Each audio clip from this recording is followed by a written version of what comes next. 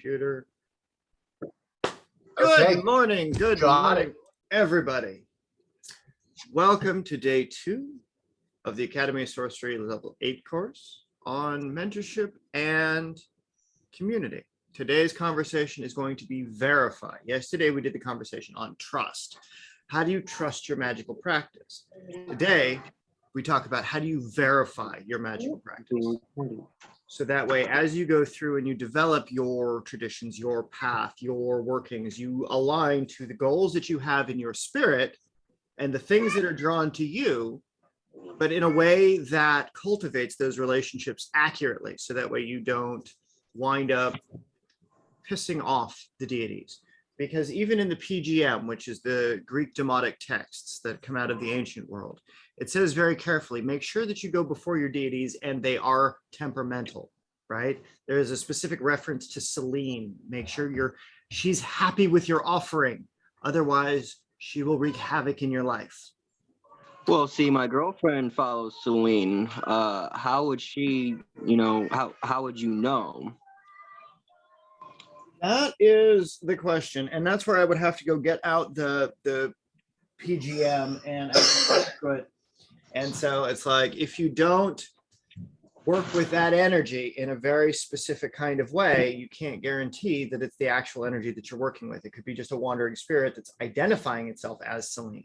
Like, if you don't have the symbols of her, if you don't have the herbs, if you don't have the candles, if you don't have the offerings, if you don't do the actions that are associated with her practice, then you're not actually practicing the magic of Selene. You're practicing whatever you choose and you're calling it something else.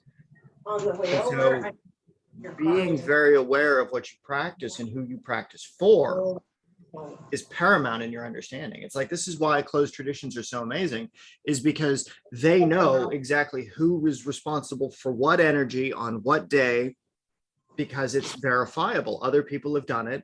Other priests have experienced it. There is an entire liturgy of these are the experiences that has had from first-hand accounts. And also being able to evoke those energies, to be able to question those energies, to do divination with those energies that more than one person has done and gotten the same results with.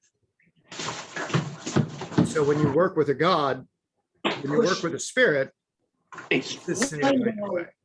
It's like, there are secrets behind working with spirits, especially if you're going to be conjuring them, like the fact that the names of power represent the foundational letters of all spirits, right? Those are the names of God. When you work with a spirit, the letters of the name determine the actual properties of the thing you're working with. So if you want to ensure accuracy and you don't want to go through sacrifice rituals, or you don't want to go through all the crazy headache of things like that, you can go through and figure out, okay, well, this is the planet that represents this letter here, this is the planet that represents this letter here, and go through the entire name and determine, based on the flow of energy from those specific planetary forces, does the behavior match to the spirit that you've observed or to the history of that spirit, to make sure that there's correlation. From that, then you can go into the ingredients that correspond to the letters of every name. Every letter has an herb, every letter has an element, every letter has a behavior. Combining those in the appropriate way, you can create a body through which your spirits can travel.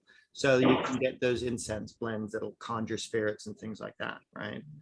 So you get those associations between this world and the other world for those things which are going to be a benefit.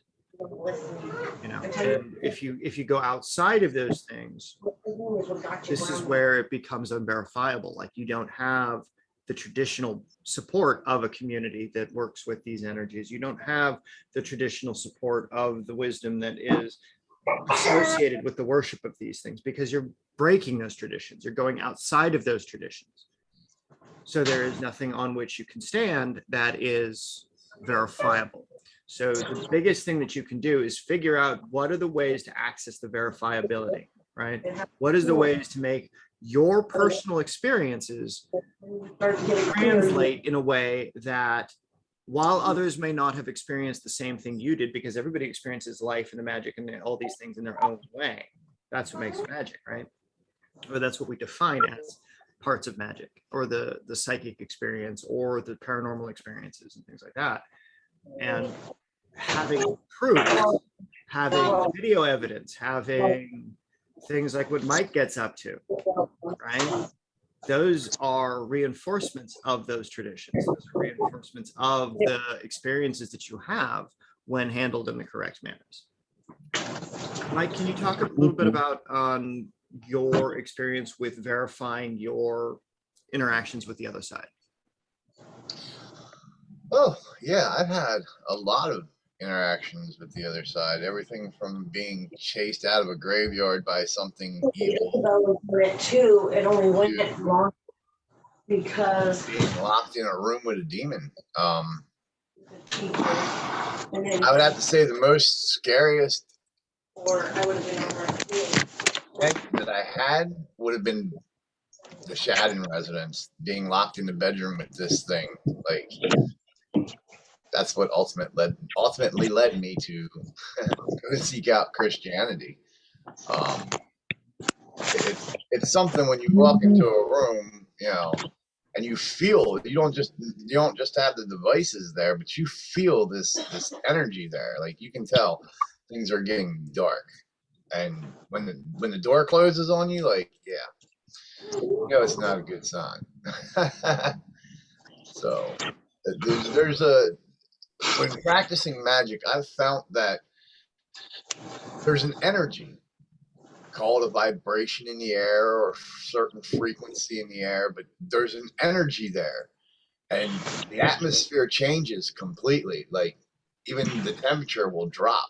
I've been in places where, you know, you walk in the summer, but you get into a certain room and you swear it's like 32 degrees in there. You know, the atmosphere drops quick. Things start to happen quick, and if you don't have control of them things, you're gonna do like a lot of people and run out scared.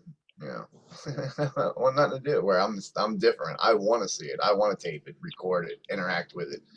You know, down to the darkest demon in the bottom of the pit of hell. Like, I want to meet you. I want to talk to you. Like, I don't care if you rip my guts out and leave me, you know, wherever. I at least want to talk to you. Like, that's my ambition. And it's interesting that you say stuff like that, because there's a necromancer out of the UK. His name is Connor Kendall. He does a lot of stuff with the Become a Living God crew. He's got a YouTube channel called the Infernal Obelisk. He talks about dealing with demons and things like that. And he was saying in one of his Q&A sessions that his temple room is about 10 degrees hotter than the rest of his house, even with the air conditioning on, because of the energy and stuff that's flowing in there. I believe it. And the symbols and stuff that he uses is what he's experienced in Gnosis. So what he's channeled from spirit. So it's not to say your spiritual interactions aren't viable. It's just, you have to figure out a way to make it tangible. You have to be able to figure out a way to make those expressions something that you can trust, something that you can verify, something that you can repeat time and time and time again. Because there's things like the astral script where you could just write a sigil once in trance, and it only means that thing for the trance and the spell that you were talking about. You can't use it again because it's only a one-time, it's a once-off. Stuff that you can use over and over and over again, that's what becomes your traditions. That's what becomes the foundations. You know, and in closed traditional societies such as like Palo and certain kinds of blood cults, it's a literal bond of blood. Like, they cut you, they mix your blood with the dirt. You know, you become a walking cemetery for those ancestors that the dirts are tied to, the graves of the people that lived and died in those traditions. Well, yeah, because your life's now tied to that dirt. Right. And so that's what the ancestral magic and stuff kind of like bases off of, right? Say that again. Ancestral magic. Isn't that what that technically is? Where yes. You know, you're connecting to the grave of the whole coven or whatever it is, the whole group ancestors. Correct. Which are buried there. Okay. And so it actually extends back further than that, because if you go back and you read up on the true nature of how gods are decided, how they got their names and shit like that, they were living people that got elevated to godhood.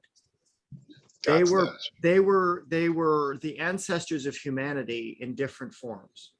somebody who is really good at medicine, like Imhotep was, right? He got elevated to a god of medicine in ancient Egypt, right? He was a high priest of Egypt. They found his temple. They found his pyramid, right? Inside the pyramid, they have in perfect ratio all the stars in heaven and all that stuff inside the temple in these bricks that are aligned in certain ways. And the temple of Imhotep, or the pyramid of Imhotep, is a place where you can go for healing. And it's supposed to be one of those places which hasn't been publicized very often. And it's supposed to be one of those things where you can go and leave a loaf of bread and it won't rot, just because of, it's how dry it is, because there's no mold in there, because it's all those kinds of things. And so, all the different variations on how that actually plays into the resonance between the earth and the human and the spiritual and the heavenly aspects. You've got to have these kinds of things where you are connecting to the divine and connecting to the gods. Yeah, absolutely.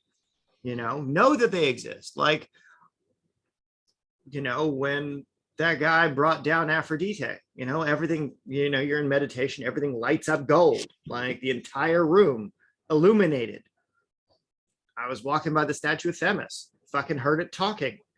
Like, the only time I've ever felt something so tangible was when I was in his temple space. But he would, again, when he woke up in the morning, when he got home from work, or when he got home from being out, and before he went to bed, he would make his prayers in present Greek to Aphrodite as a devotee. He never would go to claim to be a priest, because the priests of Aphrodite usually ended up castrated. That's generally so devotee, not priest. And you can't really be worship a Titan. So I don't. So it's like giving nature all of itself. It's like, the fuck am I going to do with that? So that's where my practices become a little bit weird. But every day he would give the oils of the different resins and stuff like that, because every day the gods change just a little bit in variation. They have a different aspect or a different attribute. So different times of the year, different offerings are acceptable because of the times change and all of those things to bring those energies in. But at the end of the day, you have to think about it. These are vibrations. These are the things that if you can cultivate the vibration in just such a way, you can get the effect that you're looking for. So if you break down the name of your deity, you find all of the herbs that are associated with it, and then you start calling them up. So like in the true Grimoire tradition, there's different herbs and stuff that you need in order to be able to summon up a Prince of Hell versus the Duke of Hell versus a Principality of Heaven versus the Archangels versus the Cherubim, all of those things. They all have their own foundational blends, and then you have to add to them that spirit which comes from that collective. So it's, again, gate, thing from the gate, thing to summon the principalities, thing to summon the demons or spirits or whatever they are. But then you have to add the ingredients of that spirit to it. It's not just about the sigil, it's about the living elements that are associated with the behaviors that correspond with the things that spirit rules. Okay. So the more that you can get into the foundations of sigil crafting and things like the Goetia, the Lesser Key of Solomon, the Pauline art, the Arzal Model, dealing with angels and demons and spirits and shit like that, the better you're going to have if you understand that if you're going to summon up an angel, like if you go and get yourself a copy of the Sefer HaRazim, it tells you how to summon up the angels from the seven firmaments of heaven. And that's an ancient Hebrew text talking about evocation of spirit. Right. And that stuff that's, been recently translated in the last 40, 50 years. Stuff that isn't in pop culture, stuff that isn't part of Crowley's lexicon, stuff that isn't part of the Sanders work, right? Or what he stole from Gardner, right? Which is the same kind of thing that happened when Mastering Witchcraft came out. That was a second tradition. That was a second level initiation book that was published that the dude stole from his teacher. So if Gardner's book was stolen, that book was stolen, like the private text gets stolen and then put into the public circulation. Like one of the thing is, The pure earth known to the Egyptians during that of the equinox of the gods over which Isis presided, the pagan era, was taken as green, right?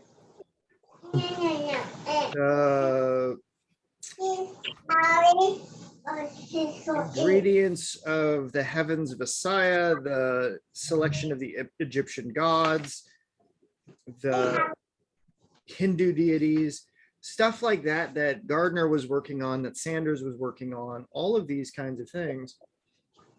So like in the Sanders notebook, in his original work, it says, "Thee, therefore, whom we adore, we also invoke by the power of the phallus uplifted," right? So it's a sex magic rite, because this is a parting of the veil of the goddess, right? Well, what is the veil of the goddess? It would be the vaginal, and you enter it like sex. So he raises the phallic wand and takes the high priestess by the right hand with his left, up keeping the phallic wand upraised. "I, high priest and king, take thee, virgin, pure and without spot. I upraise thee and lead thee to the east. I set thee upon the summit of the earth." Right?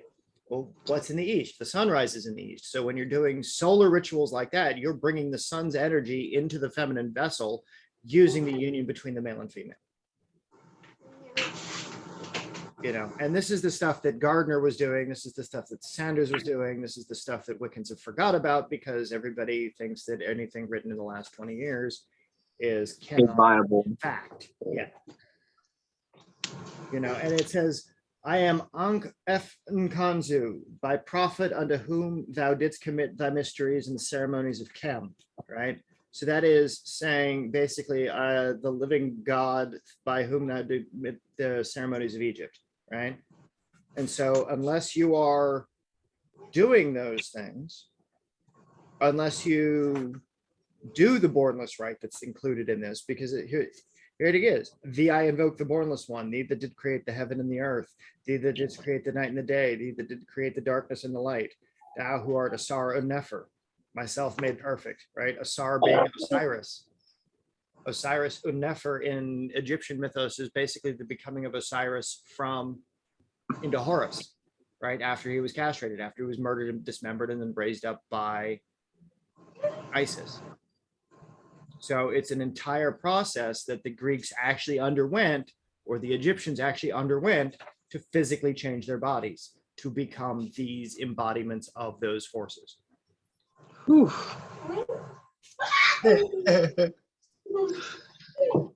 Ancient texts are brutal. They are. Fascinating. They are. Oh, they're fascinating because of their brutalness, their ability to be brutal. Yeah. Yeah. Like on page, 84 of this thing, it's the concept of the air glowing inhabited by the solar phallic bird, the holy ghost of mercurial nature. It says, "Thou spiritual son, Satan, thou eye, thou lust, cry loud, whirl the wheel, O my father, O Satan, O son." Right? And then you've got the different people that are talking about the different ranks. So one says the savior, one says silence, give me thy secret, one says give me suck, thou phallus, thou son, one says Satan, thou eye, thou lust, right? And so you're basically using sex magic in the unification of those celestial forces with the body. Same thing that the rite of transformation does without having to suck Satan's cock. That's why the rite of transformation is much better. I mean, I'm not saying it's much better. I'm just saying it's a different way to approach the techniques of power I'm saying without having to go through entities. it's much better. I You appreciate don't have it. to. Yeah. Because that's where it's difficult for like me as a the beginning of a tradition where I'm trying to raise a tradition into an upbringing. Right. Finding the connections, like with the names I've been given, the closest I've come to is one thing, and I'm still missing another. Like, so when you've got the names are a great way to start, because you can write the names out and then write what each letter corresponds to, and then look to see what application of those names in unison with the origins of power, right? So like I did this with the demons of Solomon, or not the demon. Well, I did that with the demons of Solomon too, but with like the Simon Necronomicon, because I was fucking around one day trying to see if this technique would work on the most random shit possible, and it does. So you take the Latin character, because you write it in English, right? So it's the Latin letter, and then you can use things like Nigel Pennick's book of magical alphabets to determine what that letter is responsible for. What is its actual association based on history? And then you start to string together the narrative of behavior of that energy when it's in that form. So when you call on the name of a god, you're calling on the name of the energy in a form that all other forms are omitted, because all you're doing is creating a circuit, you're creating a conduit through that name of power.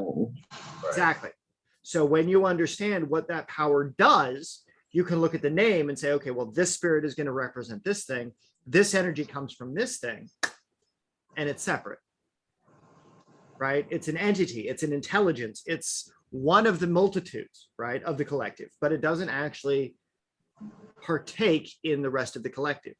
Like, those are your sacred names of power. So I'm not inquiring as to what they are, but we could go through it as an exercise if you wanted to, and we could go letter by letter by letter by letter. So that way you have that register if you want it.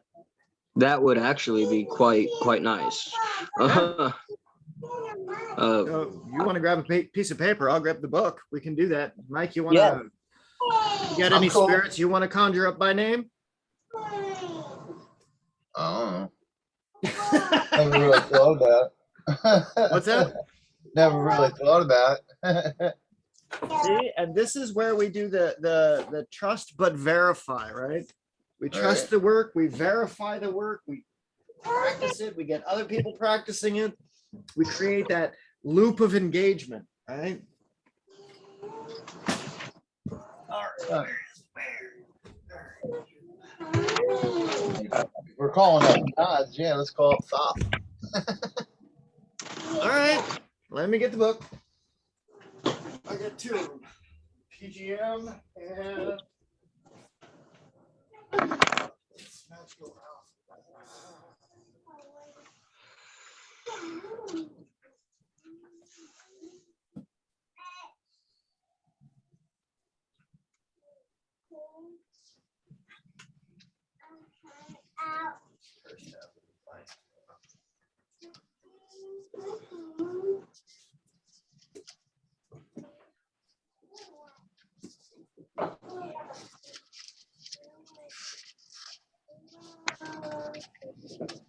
Hang on, still looking for it.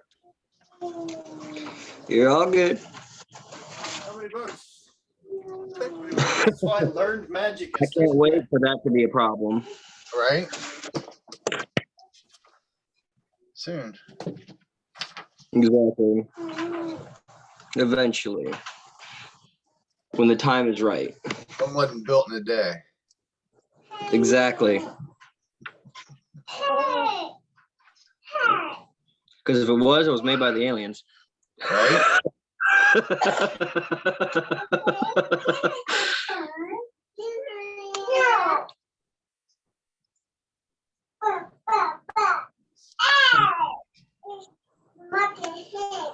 Do you know if it's an Eastern or Western name? What, Thoth? I'm not sure, honestly. Like I said, the closest I found when I Googled it, at least for the goddess, the name that popped up was a Celtic goddess. Celtic goddess of the fairies. Okay. All right. Otherworld stuff. So for that, I would say you would need to check. You would need to reference the Irish records. You would need to represent the Celtic Faith in Irish Counties by A.E. Wentz would be. That's one step off the Irish record, the original manuscripts and stuff, with firsthand accounts of interaction with the other world. So they have witch names and shit in that.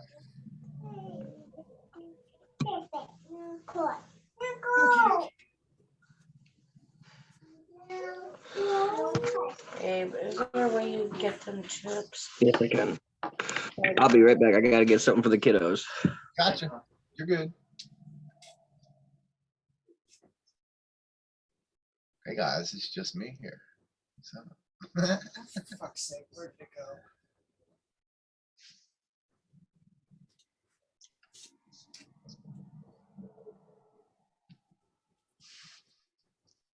Ah, there's one.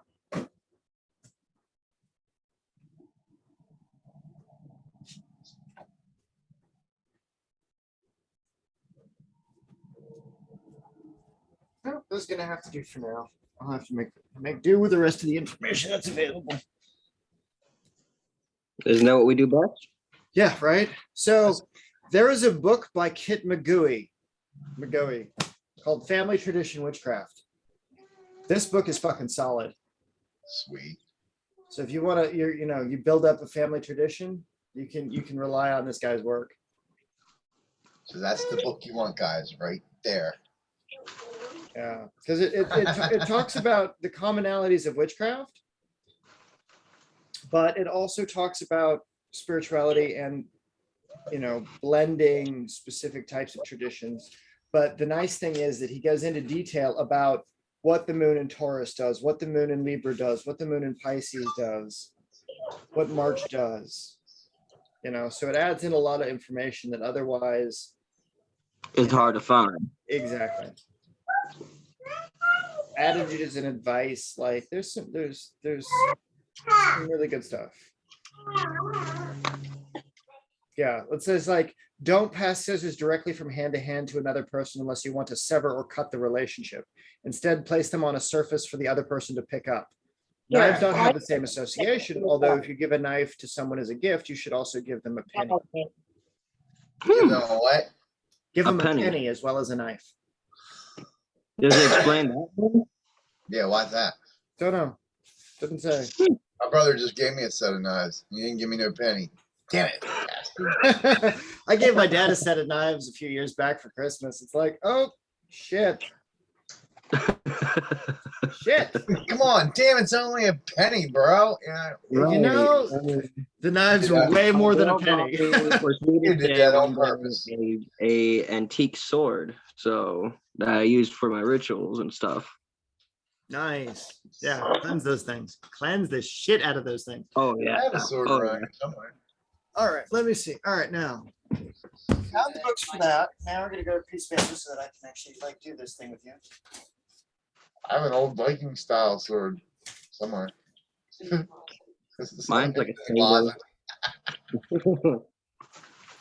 Has a night helm on it. It's beautiful. Nice. I think mine's got a ruby in the top of it or something. Ooh. That's hot. It's an old sword. Old sword. I got it in Colorado when I lived there. Well, she did. I think she got it from the motel she worked at or something. That's rad. I had it hanging up on the wall for a while until we moved. But yeah, it's a nice old great sword. It's a great sword. It's not a little. As soon as I can get a back Frogger, I'm going to be literally carrying around that sword everywhere I go. Good stuff. All right, let's do this thing. So, what are the names of power that you have? Imna, which is IMNA. Okay. And then Gaiodius. Let me go get my book. It's in my book. Okay.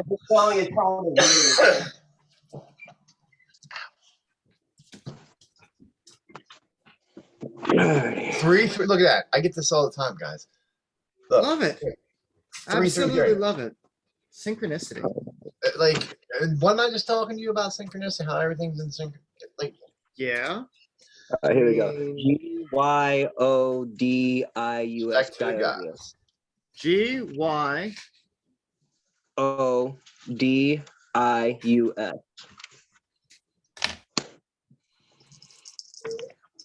All right, and we're using Latin for this stuff, right? So we're going to do. That is not the page for that. Where is my? Okay, so this information, a lot of it is going to be a combination of things from The Key of It All by David Edlin Hulse, as well as combinations of stuff from Nigel Pennick's Magical Alphabets, which is floating around here somewhere, and I don't know which stack it put it in. I'm going to do the best I can with the information that I've got on hand, and then we can go deeper into this in later conversations. But, you know, it's getting viable, useful things with these kinds of, you know, herbal arrangements, because again, it's chemistry. It's summoning up the different forces. And I'll go into a little bit more of it, but with the book of the Veve, you know, that's a closed tradition as well. But the way that they explain what the Veve do alchemically, it becomes easy to replicate. So we can make our own. So we don't have to call on their spirits. We use our own. And so I, in this case, is associated with the sun. Is M is associated with Saturn. N is associated with Scorpio.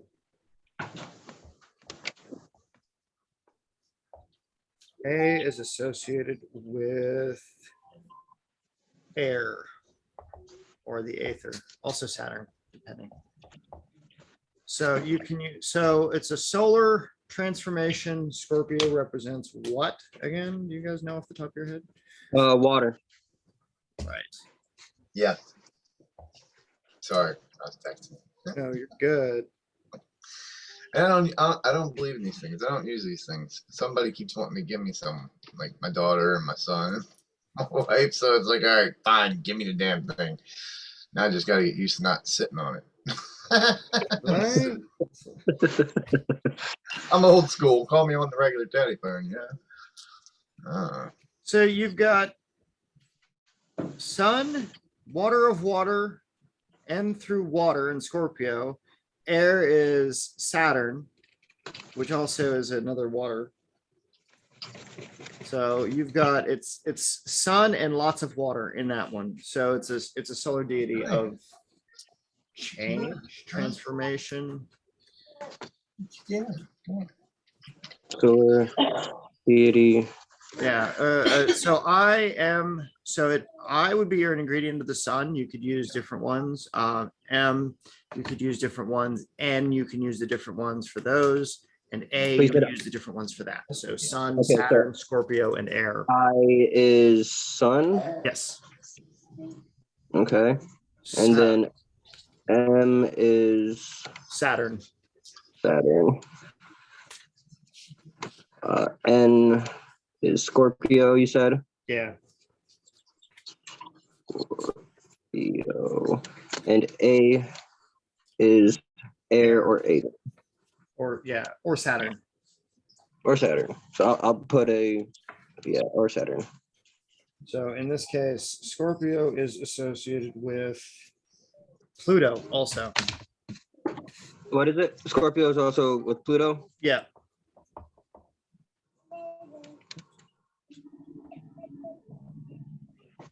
That's weird, though. I never thought sun and water would go together like that. Makes steam. Yes, it does. Ingredients of Pluto. Its earth ingredients would be foxglove, high john, green hellebore, or bittersweet. So you could use the high john root for that. For the air aspect of Pluto, you could use white hellebore, yew, or elder. Careful with the elder and the hellebore because those are both really toxic. The yew will cause your heart rate to slow down. Fire aspect of Pluto would be the Amanita argyrics, the juniper berries, belladonna berries, wolfbane, or myrrh. Its watery aspect would be nightshade, black nightshade, bloodroot, opoponax, or water hemlock. So, and those would be like herbs to mix together for like a incense, right? right. Or if you're gonna call specifically like the four arrangements of Pluto to get Pluto in its natural state with its earth, air, fire, and water all together as one, you'd put the foxglove in the north, you'd put the yew in the east, you'd put the myrrh in the south, you'd put the opoponax or bloodroot in the west to create that four arrangement for earth, air, fire, and water. Makes sense.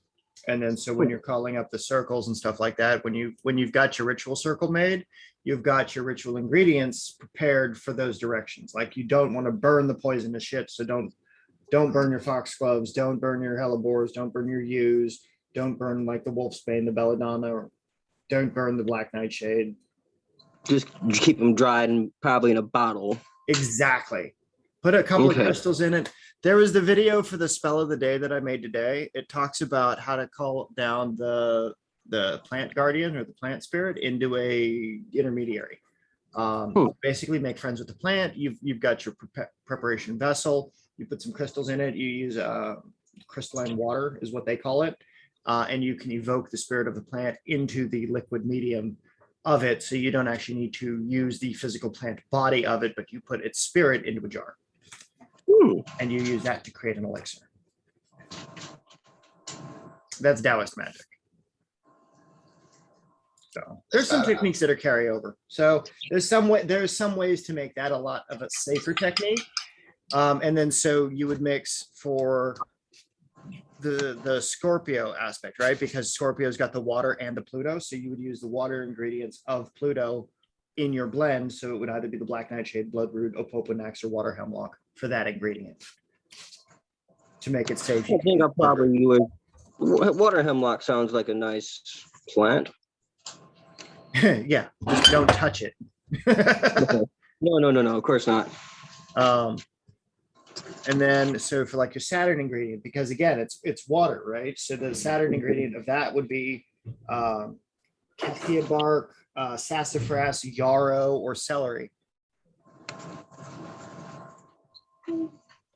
Okay. And like we talked about yesterday, the cassia bark receives the body when you're using it in hoodoo. So if you're going to be attaching it to an object or attaching a spirit to an object, you can use cassia bark to form its body. How would you spell that? Quassia.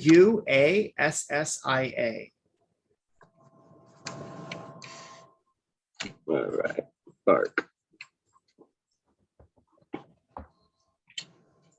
And then for the sun, because everything else is water, you could use its watery aspect.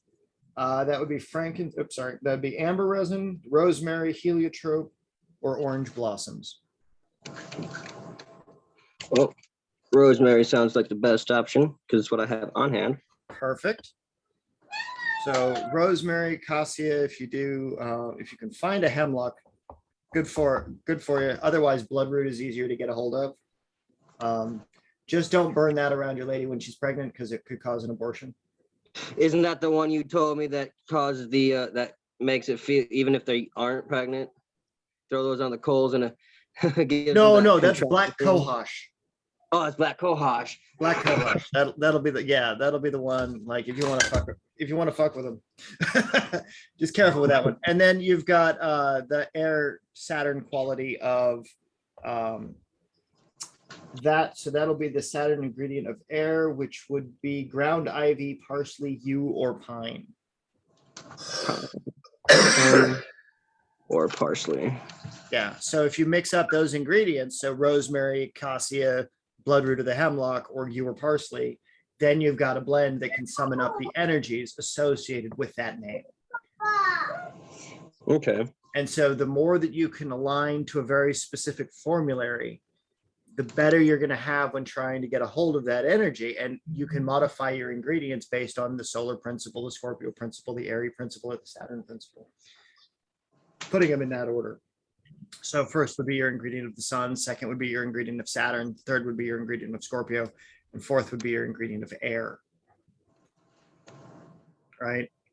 And like the extremely classical ingredients of these things, the classical ingredient of the sun is frankincense.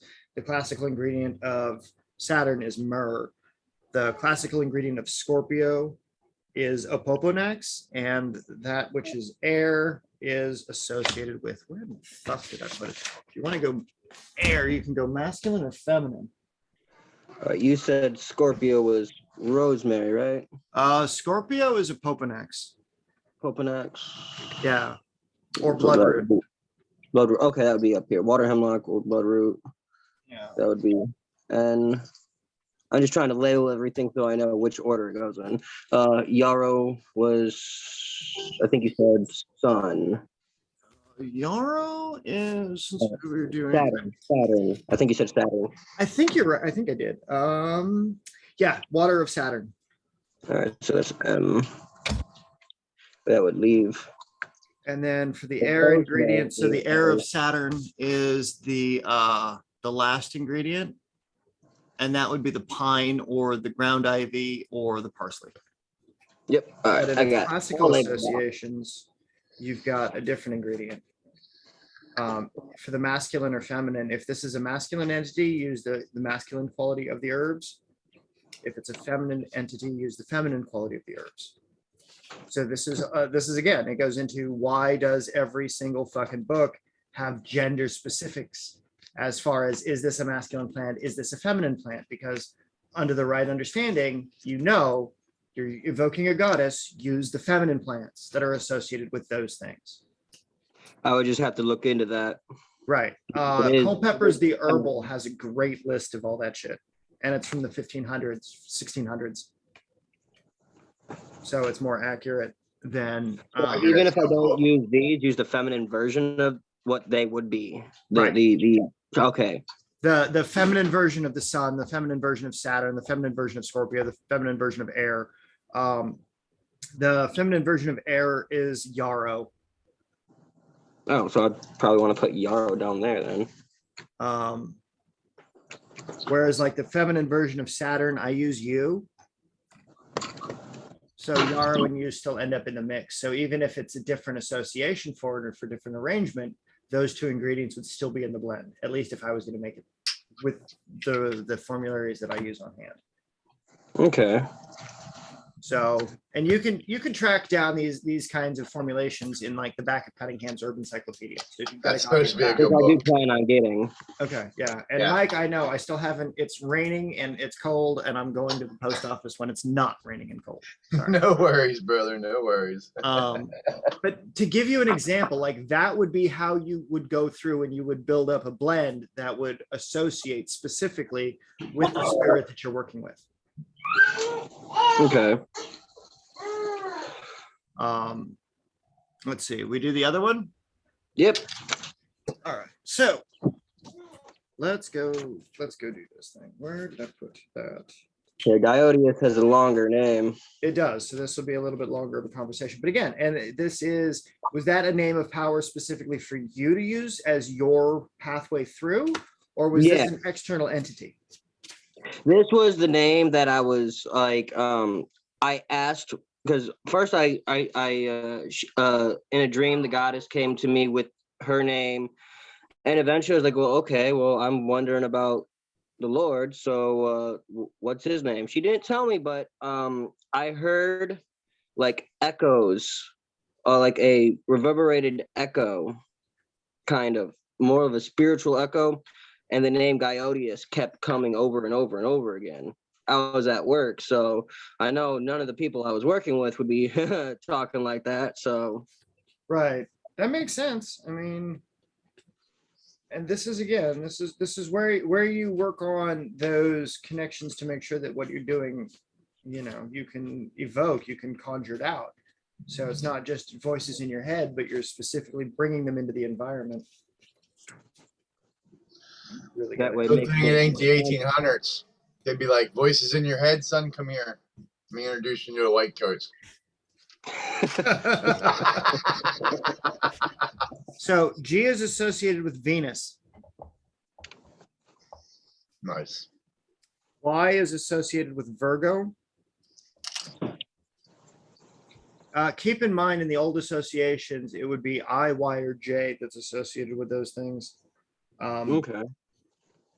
Also still Virgo though.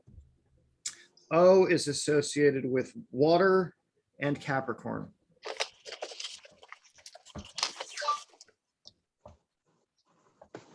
D is associated with Jupiter.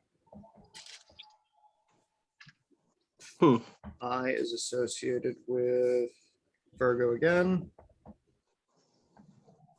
U is associated with Jupiter or Mercury. depending. So if you're Jupiter and Mercury together, depending on the pronunciation of the U. Which is Because Taurus also has that association.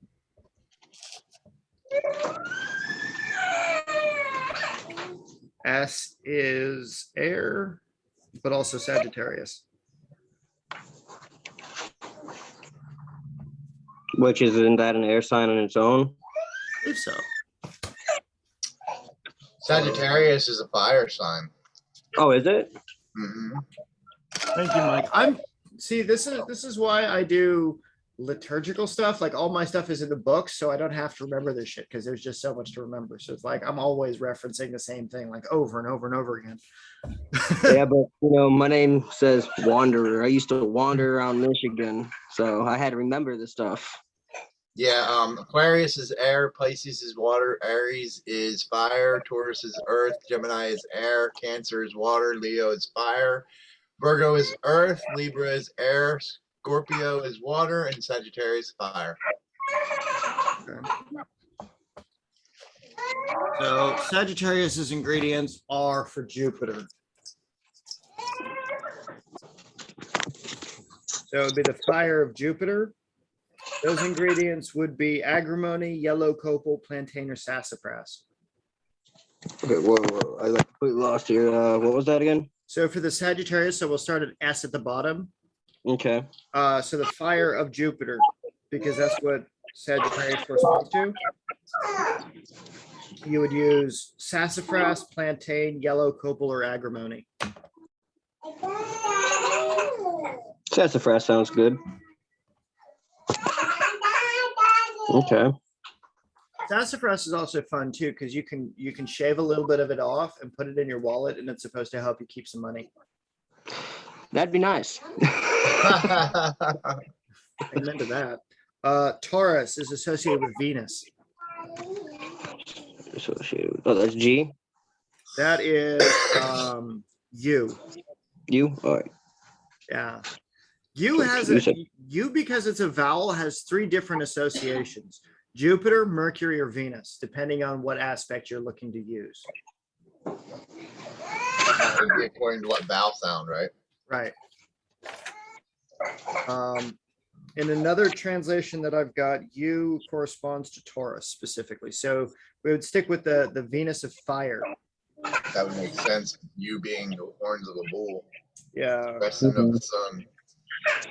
So those ingredients would be heather, saw palmetto, orris root, or cyclamen root. I don't know what that. I don't remember off the top of my head. I would do orris. Orris is the same is an old word for iris. Iris. Yeah. So iris root. Yeah.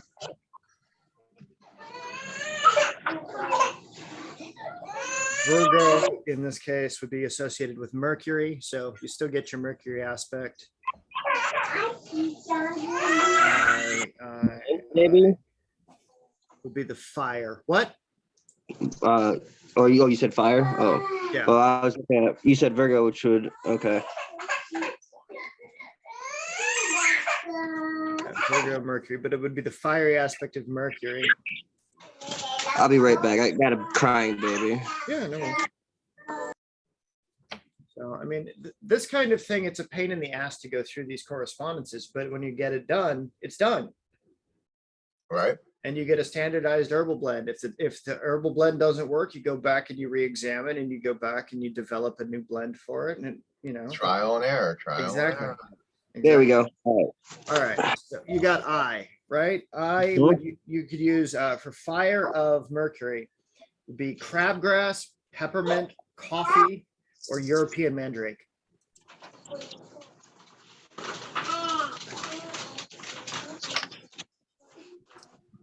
So just regular mint wouldn't work. Gotcha. Peppermint. It would need to be the peppermint, not the spearmint. Well, I got just regular mint. It didn't have no classification of it, just mint. You can try it. It's a mint. It's a mint. Right.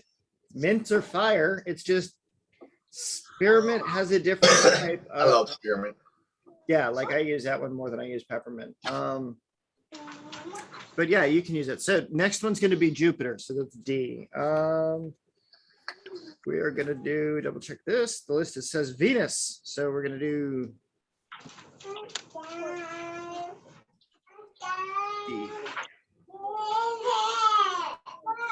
Venus again, stick with the fire. So again, another bit of orris or saw palmetto or heather you could use. So if you want to do a dual ingredient to get sure that you've got separate energies going through there, you could use heather and you could use the iris root. Yeah, I put heather down, and for you, I have iris root. Okay.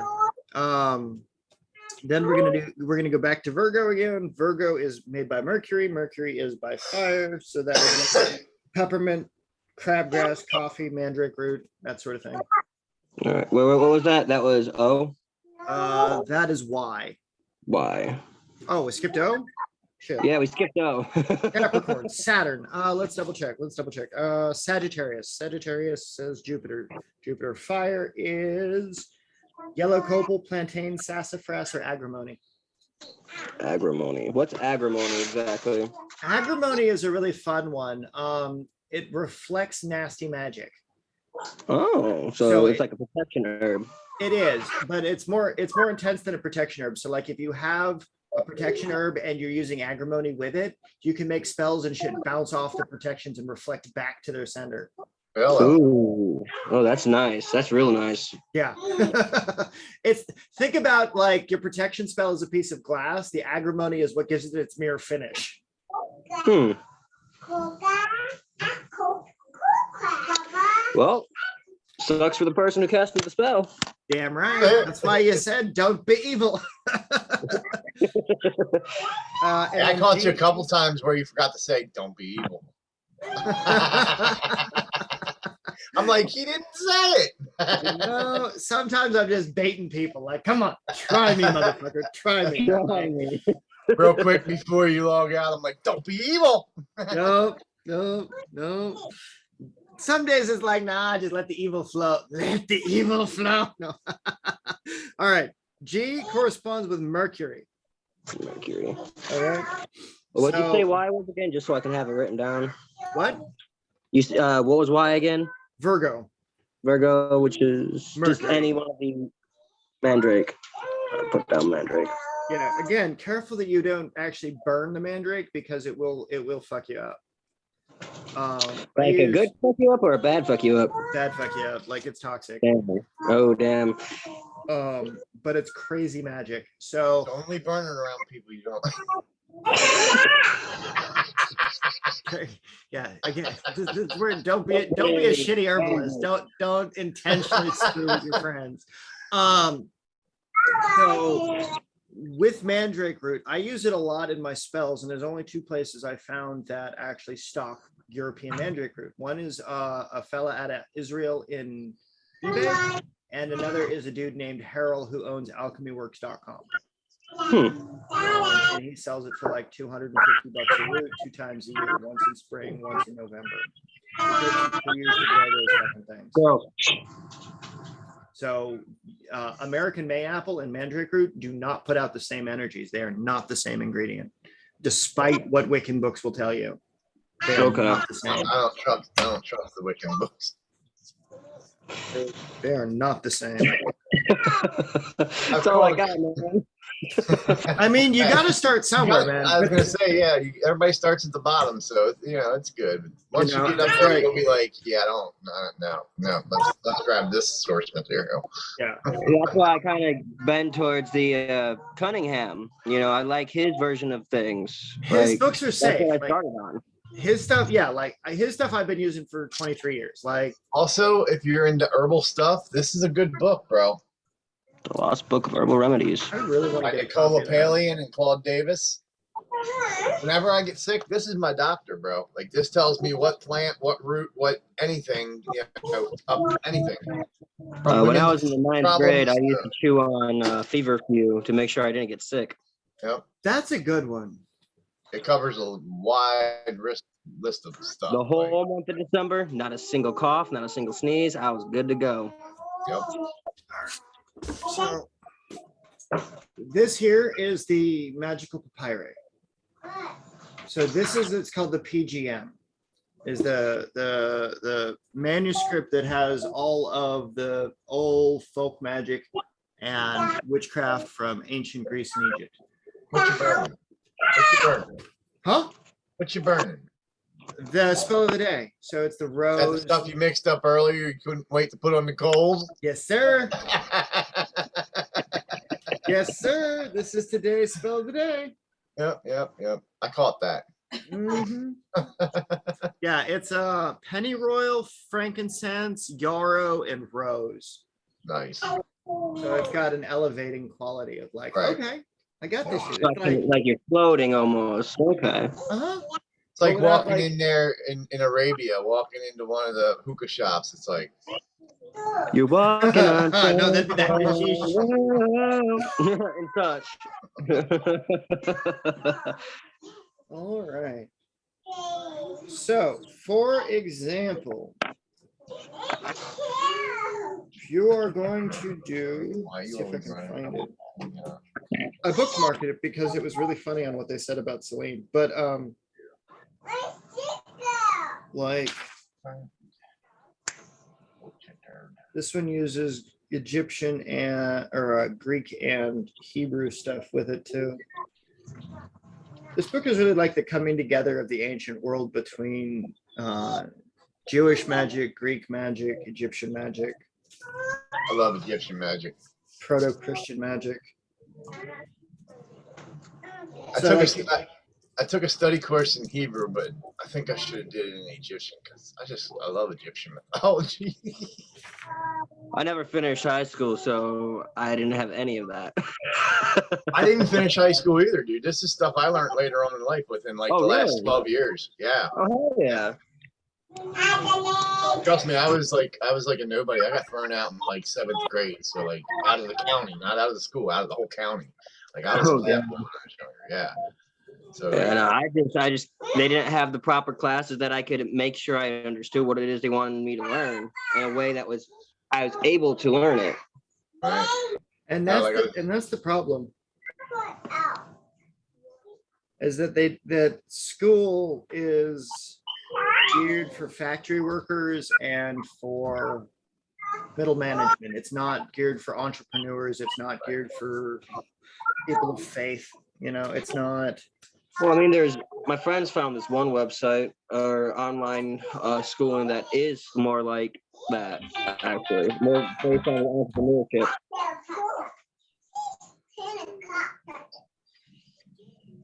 Let's see.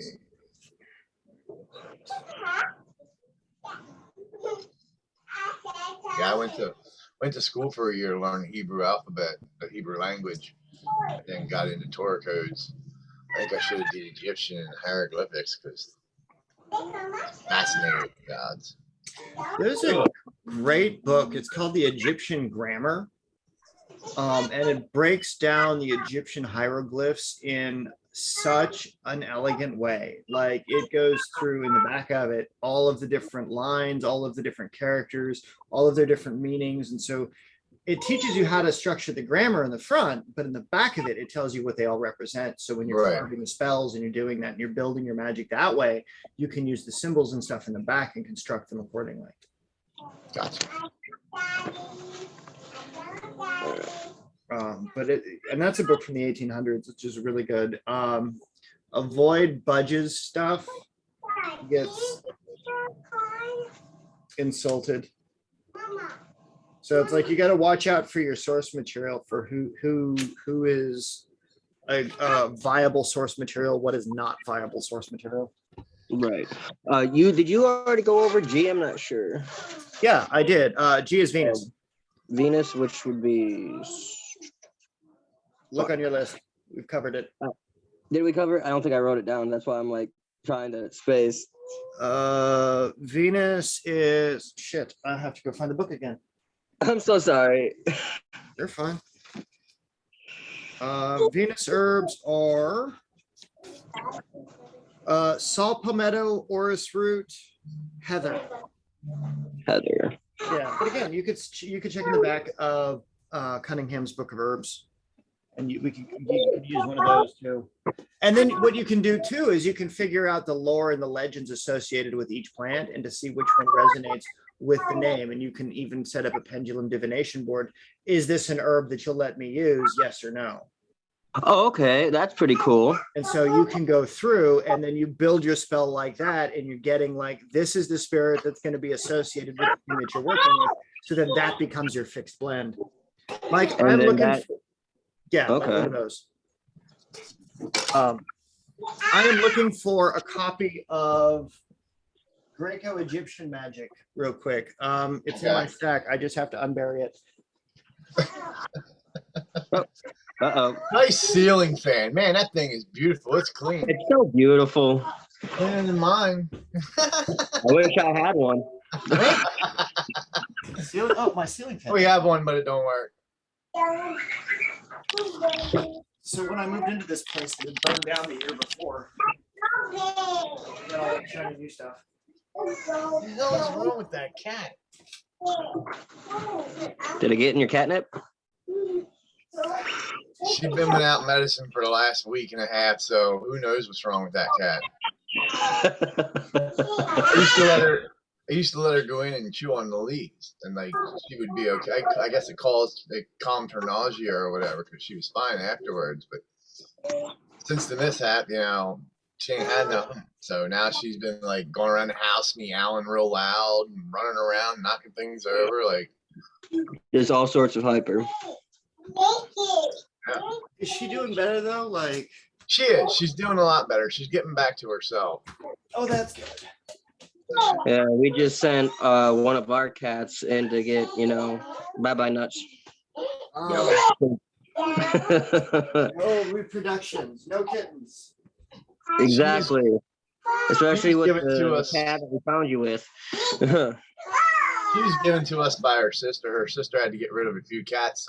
We were like, instead of getting another dog, we'll just get a cat. So we got her. And like I tell Brian all the time, I swear I was giving Bassett the cat goddess, because there's times she'll jump up on the desk and just stare me down face to face, like, yo, human, I used to be worshipped. Feed me. Like, That's how yeah. my girlfriend's cat is. It was supposed to be mine. She got the black cat specifically for me. Yeah. Black cat don't want nothing to do with me. All her. She is his. Yeah, well, that's what the wife was saying. She's like, yep, she claimed you. That's your familiar. And it must be, because, like I said, she follows me around. She gets like intimidating with me. Like, she'll jump up on the desk here when I'm doing something if she wants something, and she'll literally stare me down. Like, I posted a picture on YouTube or on Facebook the other day. I was like, I swear this cat is the goddess Bassett. Look at her stare. Like, she is staring me down. I'm like, you moved my jacket. I have to put my jacket down so she can lay on it. And if I brush it off and put it on, she gives me the meanest look. Like, what are you doing? Yeah, she's a trip, bro. Oh man, I got a lot of pets. Like I got 2 dogs, 4 cats, and 2 ferrets. Okay. Ferrets, so fun. Ferrets are fun. Yes. This stinks. So fierce. I want to get a lizard, even a gecko or something. I'd like to get a Komodo dragon. That'd be cool. They're illegal here. And I don't got 5,000 for the permit, so. Oh, he's cute. So there's another book of reference for you that I would recommend that you pick up. It's the Magica Hira, Magika Hiera. Oh, it's so fuzzy. Toto and Frodo. Who's a little stinky? Oh. Are their names Toto and Frodo? Finnegan and Gerald. Aw. You're probably too young for that movie, Beastmasters. Great movie. Oh, I watched the TV series growing up. Yeah, there's a movie. If you look for it, it's like a 1979, maybe 80. It was around that time. It's called Beastmaster. Such a good movie. But yeah, it's about the time when like the first Indiana Jones and Temple of Doom came out or something like that. It was around that time, but look it up. Beastmaster is they got two ferrets. Dude, ferrets are geniuses. They are. The one that I had when I was growing up, before we moved to California, he would steal the. We had to give him up because California, they're illegal. Ferrets. Ferrets, yeah. Okay. They're illegal in California, but he would steal all the Nerf darts that I had and hide them under the bed. Oh yeah, ferrets like to steal things and hide them. They're little tricksters. They really are. They shit in the corner too. Too much of that. I spent more time cleaning up ferret poop. Oh my god, ferrets. So there is a bunch of stuff on Thoth that the Magica hero writes. Oh, that was book was for me. Okay, Magic of Fear. How to spell that again? Magika Hiera. Hiera. Okay. I thought you were talking to Alex. Something. No, this one's for you, man. You want to? Yeah, this has everything that relates to the foundations of Greek magic. Gotcha. I'm not familiar with Greek magic. How to do like the pharmacology of sacred plants, dream divinations, prayer. I'm good at prayer. I did aspects that of the PGM. Yeah. And so for you guys, when you're doing, so this one here is the Veve book. So this one's written by Milo Regard from the 1800s. Is that the Magic of Hera? No, this is Vodou. Vodou? Yeah. Spell that. Vodou, I think. Yeah. So this is VEVE is the title of this book. VEVE. Okay. Oops, broke the camera. Veve. Yeah. So when you're making sigils and when you're doing sacred geometries and stuff like that, this is a 3-language book. So it's got Spanish, French, and English. Ooh, French. That's interesting language too. My ufology community on YouTube, the one guy speaks French, man. I lose him. I can understand him until he starts speaking French. Then it's like, damn it, Bruce, I lost you. Just speak English, man.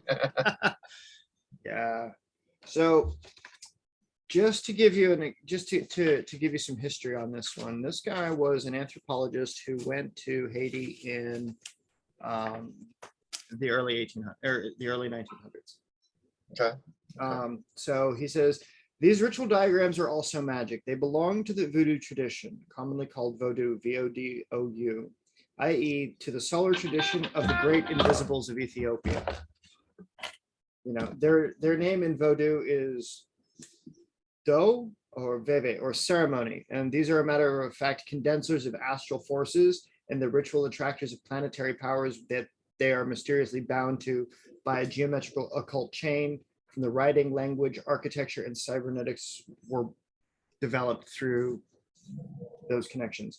Under the diversified aspect of the hexagram, these diagrams bring forth during the ceremonies the loa, or the spirits, for which they are serving as geometrical attributes. This is why, with some powder or flour of different qualities and colors conforming to the powers of the loa, even with chalk, the priests of the cult can trace these diagrams on the ground of the floor, the sacred temple, and on the ritual objects before them during the services with the intent to carry favor of the astral current. However, mostly the Veve is traced around the ritualistic axis mundi, which is the central pole. To give accurate general idea of the potential value of the Veve in astrology, alphabet, ritual, religion, and magic, we are choosing this type of pattern to explain it according to the less debatable standard of universal tradition, so as to make it possible to appreciate others and perhaps to understand them through some Kabbalistic procedure of interpretation. Okay. So he breaks it down into the alchemical aspect of what each line represents. Okay. Okay. Vodou is a closed tradition. You have to be initiated into it. Right. Right? Right. Haitian Vodou, to call on the Loa means to be part of that tradition. So Right. use this book for alchemy. Don't use this book for voodoo. Gotcha. Right?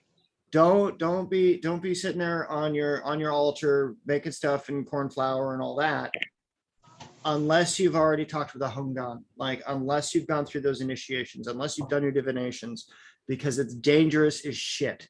Because those spirits, you got to behave a certain way. You got to be purified in a certain way. You got to do it in a certain way, or else they will fuck your cookies up. Straight As up. Nobody with wants to take the cookies. As with most will. Yeah. So that's why it's like, it's nice to see these. It's nice to be able to understand, okay, so if I'm going to draw a serpent, right, that has a specific representation, but it's also a version of Egyptian, whereas the symbols that you draw and things like that, you can use flour to draw those things. You can use cornmeal to draw those things, because cornmeal and things like that, it's food. So it draws the spirits to the food. Right. And so Gotcha. you're drawing them to the sacred table to come and mix and intermix with you. In the same kind of way, like the Navajo sand paintings, you draw the sand painting. Is the explanation in the book about why would you use this sand painting to evoke spirits. Their response was, well, who wouldn't like a picture of themselves drawn? Who doesn't like to watch themselves being drawn? I don't know. Pretty much. Drum, but okay. It's very practical on what these things are doing. So if you're making like sand paintings or mandalas out of ground herbs, ground stones, ground coral chunks, minerals that have been dyed in a specific way, that creates a pattern. Like a mandala is a representation. It's a two-dimensional space, length and width, but it represents a four-dimensional pathway through which the gods can enter this earth. It creates a ripple in the environment. So wherever you draw out the mandala, if you add it to the river, you're blessing the land that the river goes through. Right. So that, that's big magic for when the Buddhist monks come through, like the Tibetan Buddhists, when they come through and they do they spend the 3 months to build the mandala. Like, it's an act of beauty and reverence, but they're sitting there with their little tools, praying and doing their meditation and getting it all done, because it's all alchemy. It's all at the very root of everything they do is alchemy. It's a science. It's a mechanism of bringing energy here, making it verifiable. The more stuff that we can do and incorporate to make our work verifiable, the better off it's going to be, so that when we build out our traditions, we can go back and reference, okay, well, these are the herbs that are associated with those planets that I used. They didn't cause the effect that I wanted.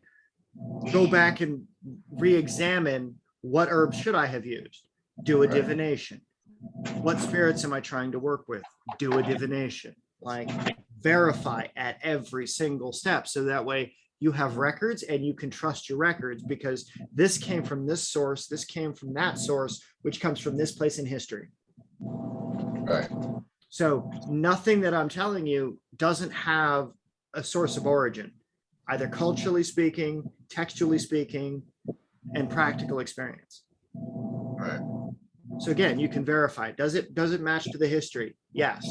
Does it match to the culture? Yes. Does it match to your practices? Yes or no? And if you're outside of those, then you don't have the verification, right? Gotcha. It becomes appropriation when you start taking things out of their place. Like when you don't have the same kind of reverence to understand that the alchemical attributes of the shapes and stuff that you draw, don't call it a veve, don't call on Dumbala, don't call upon Baron Samedi or Baron Cemetery. Don't do that. Name it your own self, or call on a spirit that represents this energy, so that way you get a familiarity with it and you can give it its own name. Right. Exactly. That makes sense. So there's a way to use unverifiable gnosis in a positive way that doesn't make you sound like a crazy person. It's just, it takes extra work to not sound like a crazy person. Right. And you want to make sure you're not a crazy person, or else no one's going to take you seriously. Exactly. Like, this is why I've spent 20 years trying to teach the same material, like 10 years to write the fucking shit, 10 years to refine the shit, and now I'm teaching you guys. Like, Well, that's how it goes. it's a process, man. Like, it is an absolute process, and it's one I love dearly. So that's why I nerd the fuck out about it. So I No doubt. appreciate you. Oh, that's done.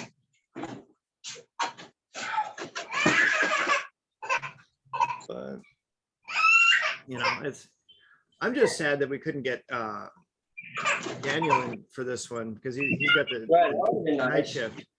So I'll be doing a second one with him later tonight, going through the verification methods and such. So if Yeah, I you, seen your second one. Yes, your second one last night. I seen that. When you guys were doing that, I was already medicated and slouched into bed and like on my way to dreamland. hey, you know, if you're going to be around tonight, I'm going to try to do it again at 6 p.m. Pacific. So if Okay. you are awake, you know, come I'll- join us. I'll try to get some sleep before then and wake up then. Okay.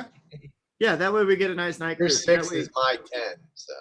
Oh, gotcha. And I'm usually up at like 1 o'clock in the morning, so come like 4:30, 5 o'clock, I'm Gotcha. because being a paranormal investigator, I like that time of the morning. Yeah. See, this is when you need to start actually conjuring shit, Mike.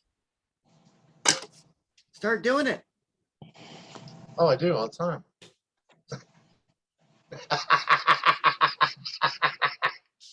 Dude, start using those gate conjurations, man. Yeah, I do want to start working on them. I need to get with you and get an ink though. So like an ink that I can draw the traps out with. Like what would be a good ink? I will mix you a powder and put it in your box. Okay. Cool. Do I'm you gonna use want, feather to draw lines? I mean, I have the powders on hand. Do you, because this way you get an experiment with it. You get lifetime experimentation with it, and I get to test a formulation. So do you want, what kind of spell do you need? Do you want just spirit anchoring, or do you want a summoning blend? Spirit anchoring. Okay. Yeah, I have that on, like, I have plenty of that. Awesome. Yeah. If I was gonna make it from scratch, that's like $50 a jar. Oh, cool. Yeah. Right? There's European money in this mandrake root, stuff, man. man. European mandrake root. Shit is a fucking expensive ingredient.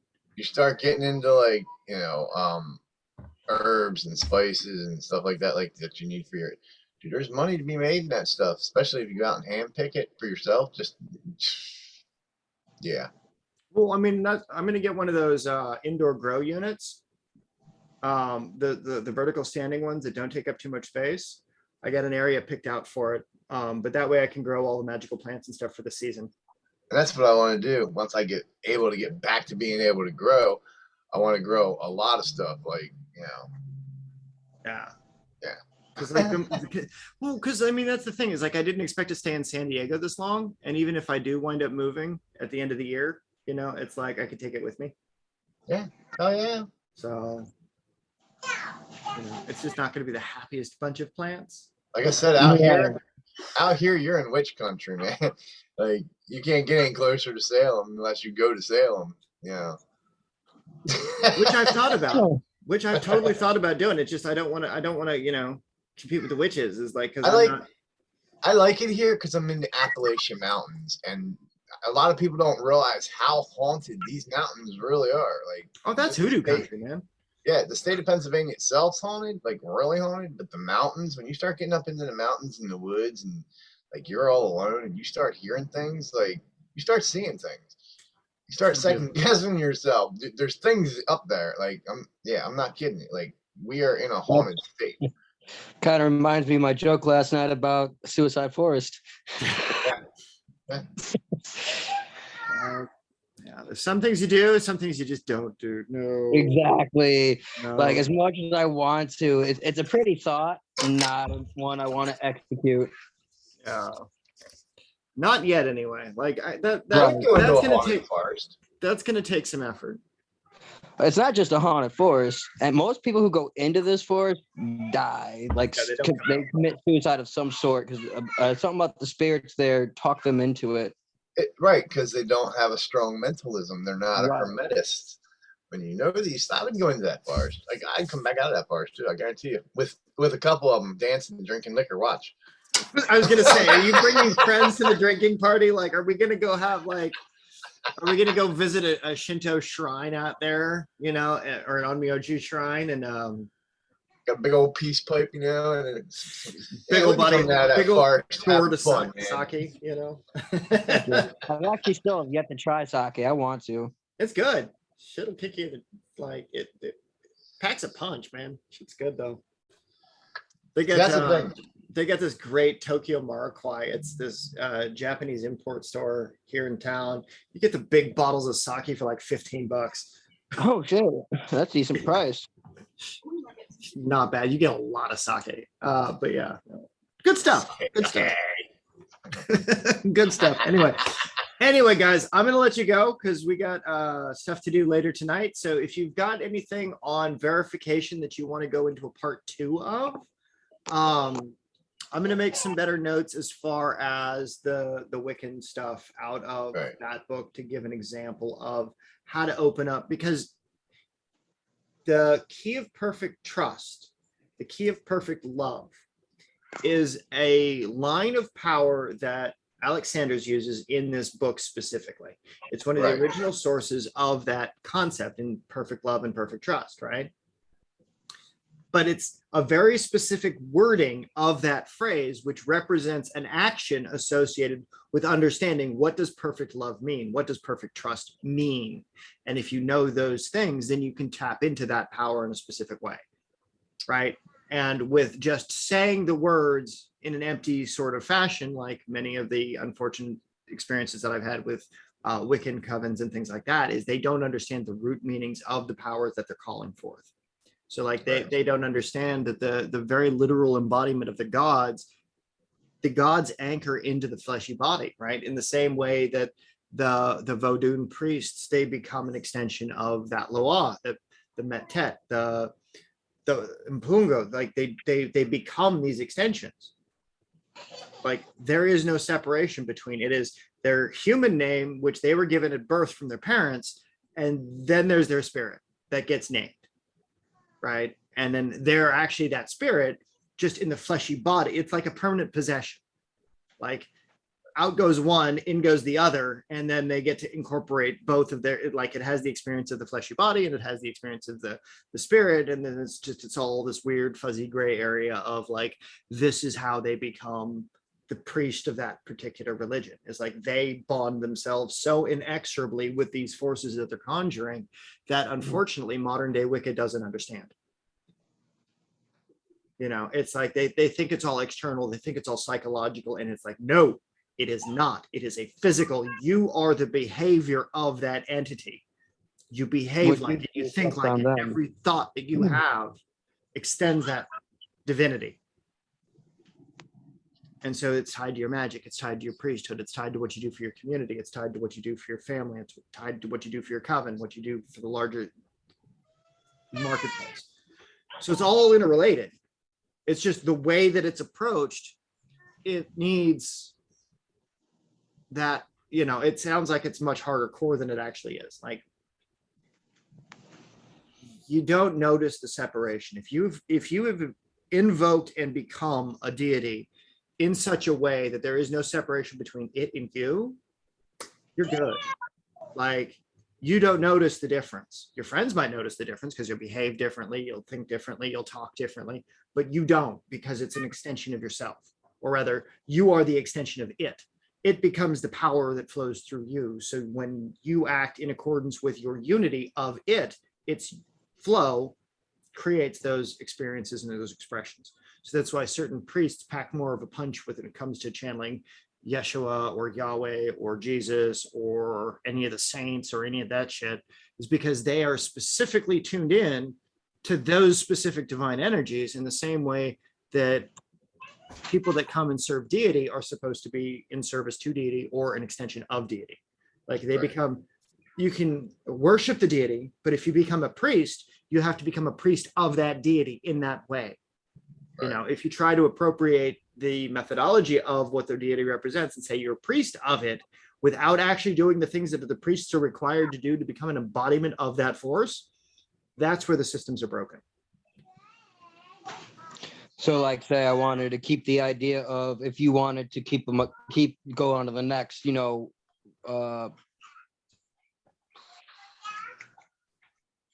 degree, I thought about, because I thought back to my experiences and how I learned, and that was a year out in the wild. Survive. If you could Right. survive, come back, you earned your degree. Right. Second degree? Final degree is what I was thinking. So just because you learn, then you have to teach, and then you have to do. So you have to have a period of doing between the period of teaching and learning.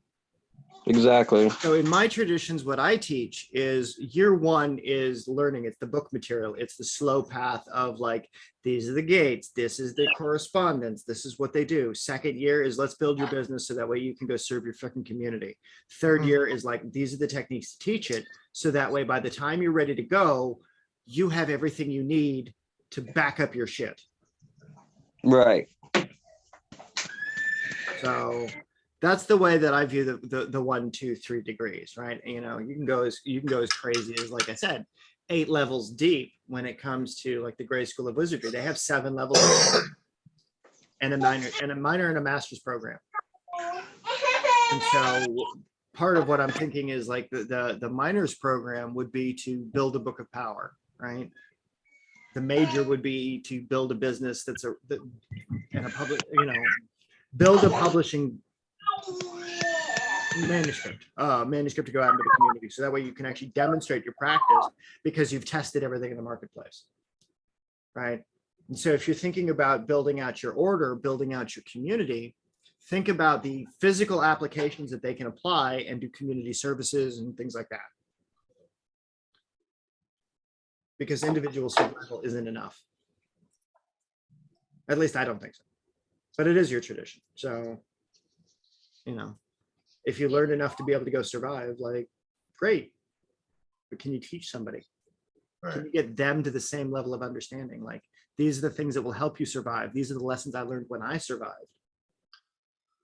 Kind of like I'm doing with the hermeneutics. I learned, spent all that time learning. Now I'm teaching. Exactly. What's up, little guy? Hi, buddy. Can you say hi? What's up, buddy? So was buddy. throwing a big fit, wanted his daddy. So Aw. It's like, I want to learn too, man. I want to learn. Get something Right. over here, man. I plan to teach him as soon as he's old enough. Oh, that's fun. Mage in practice, eh? Oh yeah, both my twins as well. Oh, Sean, Daddy's gonna give you a baba, and you can lay down for a nap. That's fantastic. Well, I will let you go get to your family duties, bro. Be safe. All right. Thank you so much for today. I will chat with you guys later.